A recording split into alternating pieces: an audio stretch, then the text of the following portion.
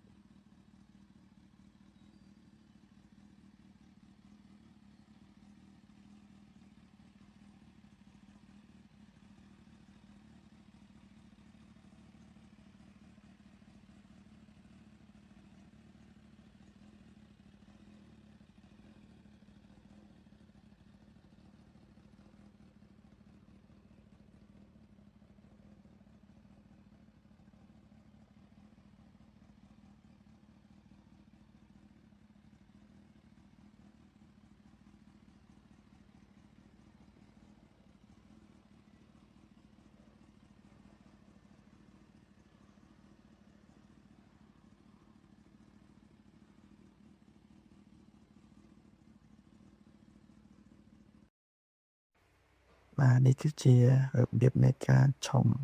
ដល់សុទ្ធបុរាណជាបានិងថែរក្សា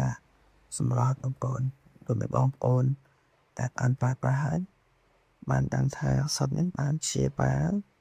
ជំងឺរហូតដល់សកល6មុខជាពិសេសជំងឺពោកការបណ្ដេញជាតិពុលជាខ្លាំងសម្រាប់ទៀងធ្វើឲ្យស្បែកធ្វើឲ្យអាយុយើងមានសុខភាពល្អធ្វើឲ្យស្បែកយើងមានសម្រស់កាន់តែស្អាតបងប្អូនហើយក៏អរគុណដល់បងប្អូនទាំងអតិថិជនយូរហើយទាំងអតិថិជនថ្មីដែលមានការអប់រំក្នុងការ